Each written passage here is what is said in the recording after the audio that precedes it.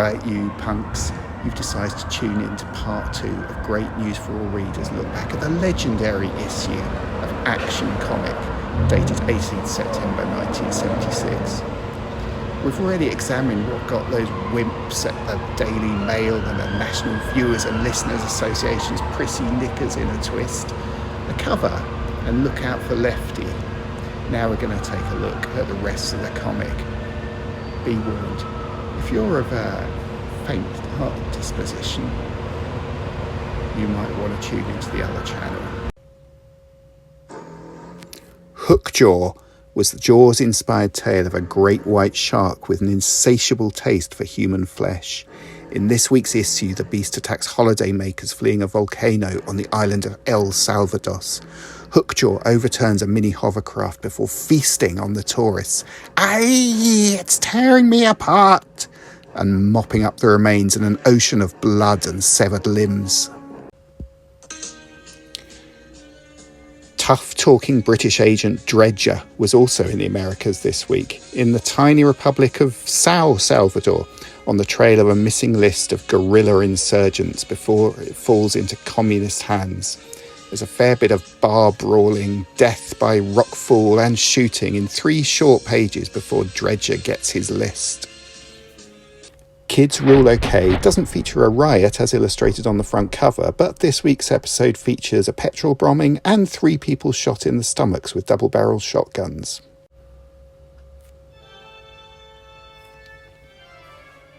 Death Game 1999 is an ultra-violent future sports story following the adventures of Joe Taggart and his pinball team, the Carson City Killers. In this issue's match against the Edgeville Executioners, one player gets an ice hockey stick in the eye, and another is head-sledged by the Joe's helmet. The game takes place in a sort of giant pinball machine on ice, and further deaths follow as one of Edgeville's players is eviscerated by an enormous pinball flipper and another is electrocuted against one of the outer pins. In Hell's Highway, truckers Steve and Danny are assaulted Walking Dead style by a mob of chemically infected residents of a small town in the Ozark Mountains.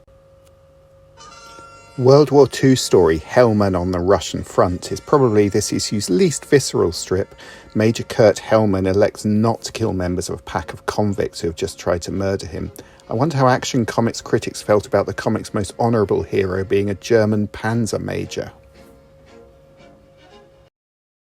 That strip's in contrast to Green's Grudge War, the last episode of a Second World War strip about a British commando with a jealous grudge against a fellow soldier. There's a fair bit of killing, although nothing any worse than would be found in any other war comics at that time. And the story ends with an ironic twist, as Green is gunned down by Germans and remembered by his fellows as a hero, even though he only got himself into a vulnerable position in the process of trying to murder one of his own. Elsewhere in the comic, the editorial and letters page, Right Away, is perhaps the most telling of the reckless culture on Action at this point in time. As usual, the page is introduced by Action's former assistant editor, Steve McManus, although Steve had actually moved on from the title at this point, so the editorial is ghosted. Surprisingly, this space is used to mock Action's actual editor, nicknamed Old Wooden Leg. Old Wooden Leg has been out every day this week, writes Steve. We reckon he's got a bird somewhere. The readers' letters include one letter from young Sunil Joshi from my own respectable home borough of Croydon. He might even be on today's council. Dear Steve, writes Sunil, I have every copy of Action so far, and I think it is great.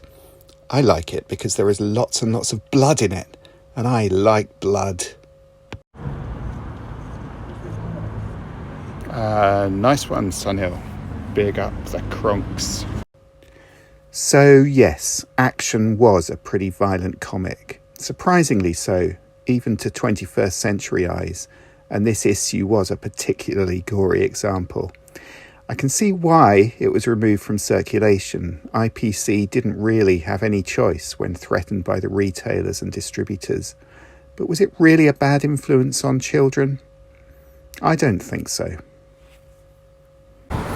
If any young readers of Action, either in 1976 or later in life, went out and attacked someone with a chain or threw a bottle or shot someone in the belly.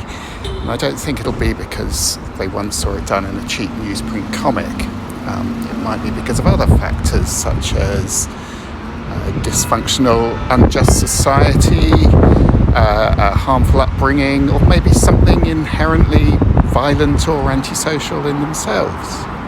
Action wasn't pleasant or patriotic or proud, but if it instilled anything in the behaviour of its young readers, then I think and hope that it would have been a rebellious streak, an anger at and unwillingness to accept that the world isn't all lovely and good.